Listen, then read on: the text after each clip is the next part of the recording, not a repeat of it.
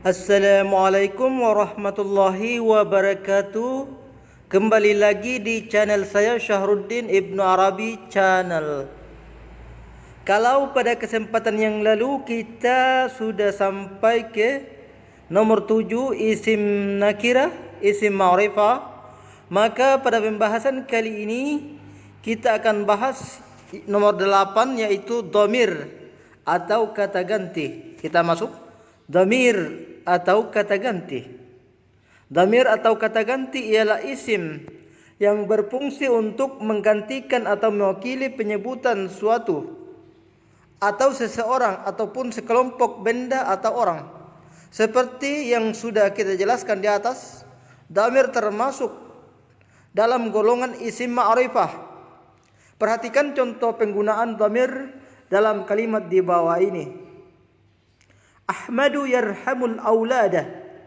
Ahmad menyayangi anak-anak. Hum yarhamuhum. Dia menyayangi mereka. Pada kedua kalimat di atas kita lihat bahwa kata Ahmadu diganti dengan huwa. Kata auladu anak-anak diganti dengan hum atau mereka. Kata huwa dan hum atau mereka merupakan dhamir atau kata ganti. Menurut fungsinya dalam kalimat ada dua golongan dhamir, yaitu yang pertama disebut dengan dhamiru raf'in atau dhamir rafa yang berfungsi sebagai subjek. Yang kedua sebagai dhamir nasab atau dhamiru nasbin yang berfungsi sebagai objek. Dhamir rafa dapat berdiri sendiri sebagai suatu kata, sedangkan dhamir nasab tidak dapat berdiri sendiri atau harus terikat dengan kata lain. Dalam contoh kalimat yang tadi, hum yarhamuhum, dia menyayangi mereka. Huwa yarhamuhum, dia menyayangi mereka. Kata huwa adalah dhamir rafa dan hum, mereka adalah dhamir nasab. Selanjutnya kita akan mempelajari masing-masing dhamir tersebut. Sekarang kita masuk ke dhamir rafa nomor 9. Dhamiru raf'in, dhamir rafa, kata ganti subjek. Dalam bahasa Arab dikenal 12 bentuk dhamir atau kata ganti. Kelompok yang pertama disebut dengan dhamir mutakallim atau pembicara dalam bahasa Indonesianya. Yaitu yang pertama dhamir ana. Artinya saya. Bilangannya mufrad, jenis mudzakkar dan ataupun muannas. Yang kedua dhamir nahnu, kami atau kita, bilangan musannah ataupun jamak, mudzakkar ataupun muannas. Yang kedua namanya dhamir mukhatab, yaitu yang pertama anta, engkau seorang laki-laki, mufrad mudzakkar. Yang kedua dhamir anti, engkau seorang perempuan, mufrad muannas. Yang ketiga dhamir antuma, kamu berdua, baik musanna untuk mudzakkar maupun untuk muannas. Sekarang dhamir antum, kalian semua laki-laki, jamak dalam jumlah banyak, mudzakkar. Sekarang dhamir antunna, kalian semua perempuan, jamak muannas. Yang ketiga, kelompok yang ketiga yaitu namanya dhamiru ghaibin atau yang dibicarakan. Yaitu yang pertama huwa, dia seorang laki-laki, mufrad mudzakkar.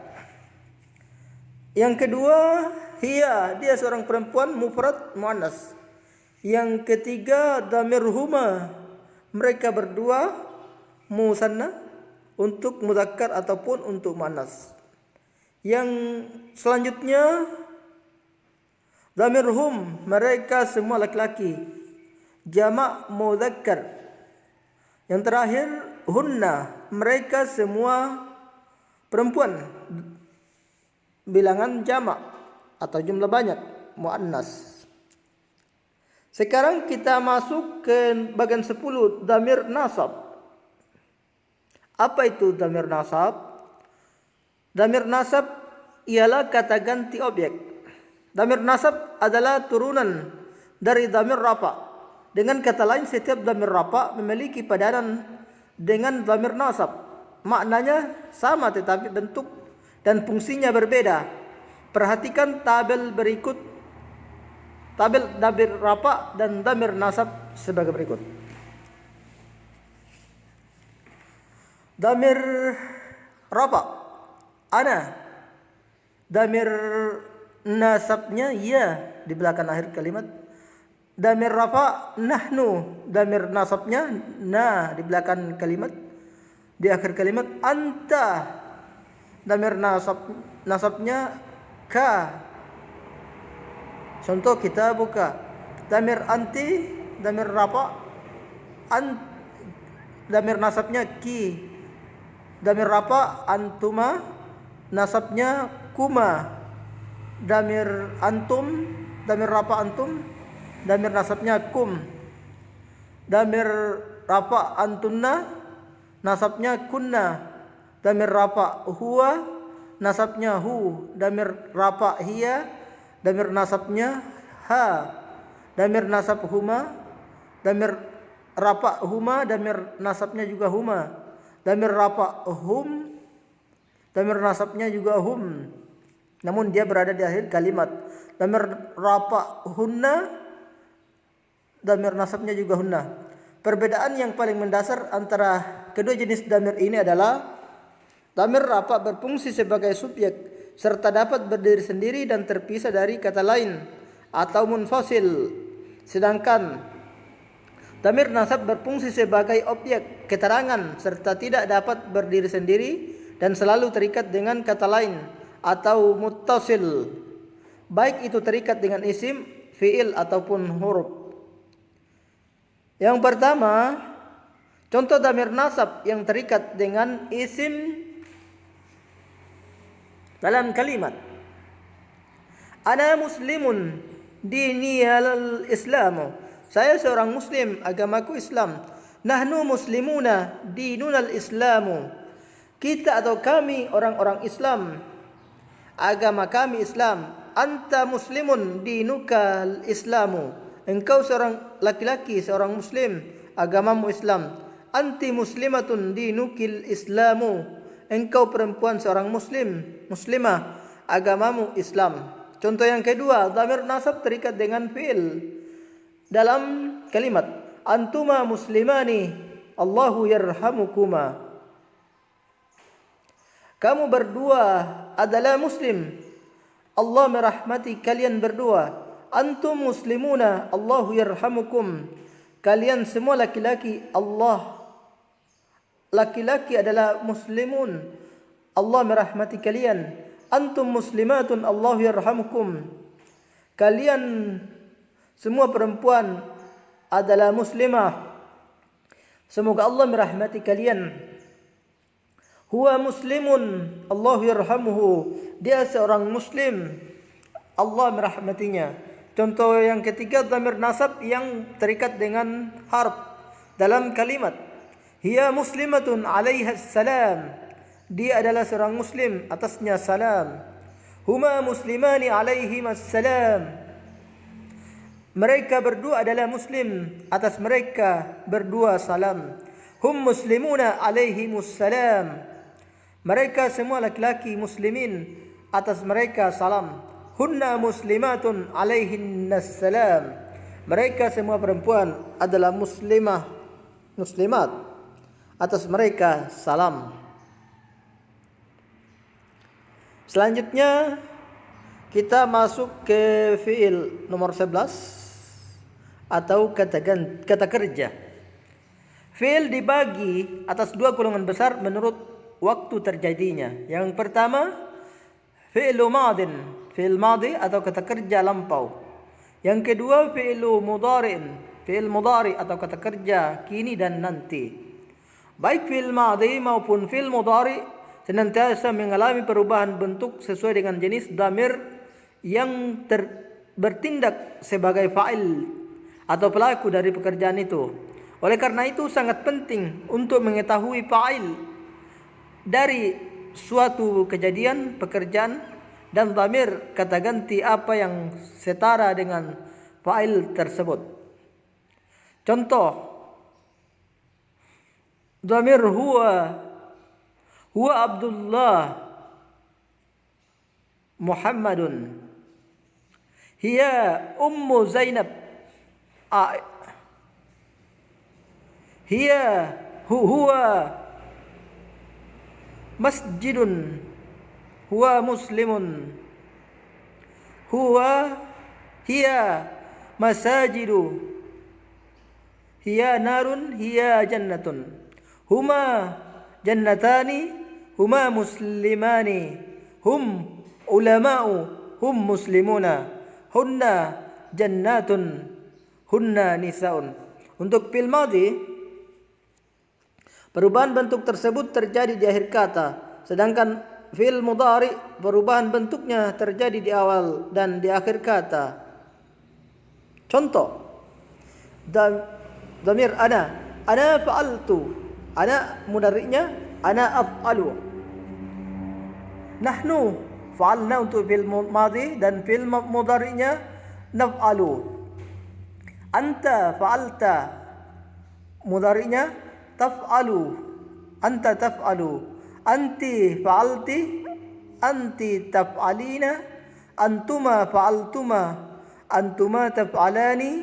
Antum fa'altum, antum taf'aluna. Antunna fa'altunna, antunna taf'alna. Huwa fa'ala, huwa yaf'alu, hiya fa'alat, hiya taf'alu, huma fa'ala, hum yaf'alani, huma fa'alata, huma fa'ala, huma taf'alani, hum fa'alu, hum yaf'aluna, hunna fa'alna, hunna yaf'alna. Bila fa'il atau pelaku dari fi'il kata kerja itu adalah dhamir ghaib atau orang ketiga, hunna, huwa, hiya, huma, hum, terletak sesudah fi'il, maka bentuk fi'il selalu mufrad meskipun fi'ilnya musanna atau jamak. Contoh, dakhalal muslimul masjidah, muslim itu memasuki masjid. Dakhalatil muslimatul masjidah, muslimah itu memasuki masjid. Dakhalatil muslimanil masjidah, dua muslim itu memasuki masjid. Dakhalatil muslimatani masjidah, dua muslimah itu memasuki masjid. Dakhalal muslimuna al masjidah, kaum muslimin memasuki masjid. Dakhalatil muslimatul masjidah, kaum muslimat memasuki masjid. Contoh jumlah fi'liyah dengan fi'il mudhari sebelum fi'il. Yadkhulul muslimul masjidah,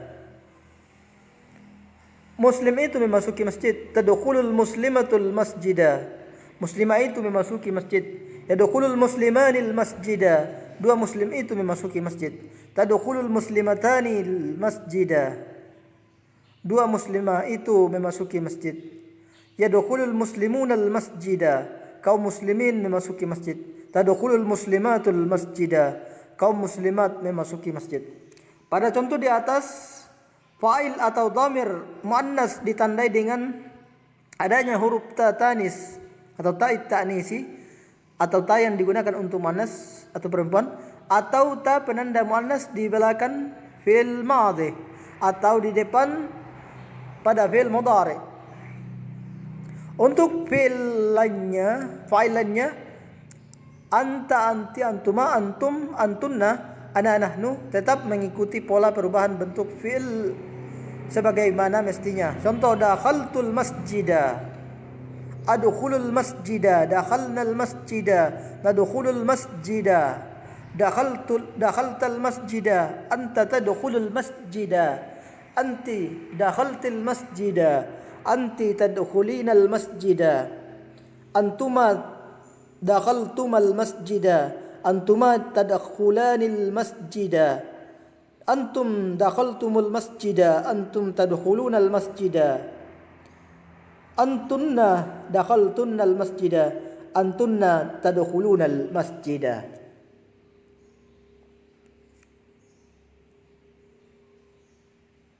Sekarang kita masuk ke nomor 12, yaitu fi'il amr, fi'il nahi.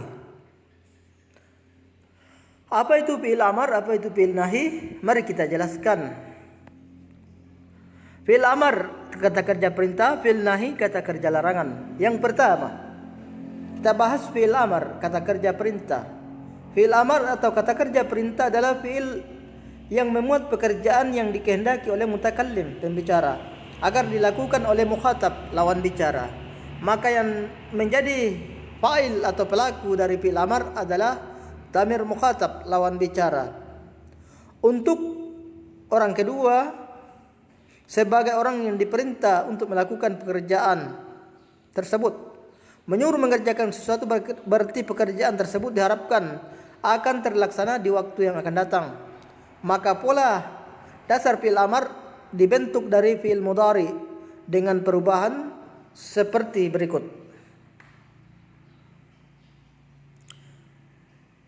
Fa'ilnya anta.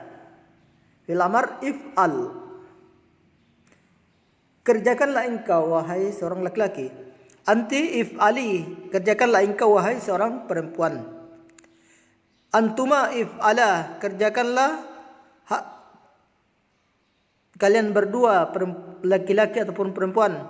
If'alu, dhamir antum, kerjakanlah kalian semua laki-laki. If'alna, kerjakanlah kalian semua perempuan. Contoh dalam kalimat dari fi'il amila, beramal atau bekerja, menjadi fi'il amr. I'mal li akhiratika, bekerjalah untuk akhiratmu. I'mali li akhiratiki, bekerjakanlah untuk akhiratmu wahai perempuan. Aimala li akhiratikuma, bekerjalah untuk akhirat kamu berdua. Aimalu li akhiratikum, bekerjalah kalian semua laki-laki untuk akhirat kalian.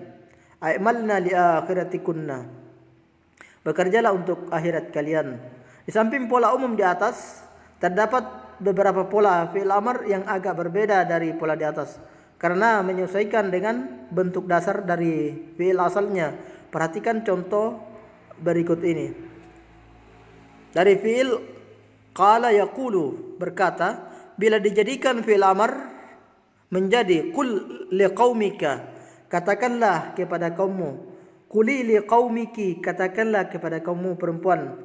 Qula liqaumikuma, katakanlah kepada kaum kamu berdua. Qulu liqaumikum, katakanlah kepada kaum kalian. Qulna liqaumikunna, katakanlah kepada kaum kalian perempuan. Yang kedua, fi'il nahi, kata kerja larangan. Untuk fi'il nahi, kita tinggal menambah harf la nahiyah yang berarti jangan, dan memasukkan huruf ta di awal fi'il amr. Fi'il fa'ala yaf'alu, mengerjakan. Bila dijadikan fi'il amr menjadi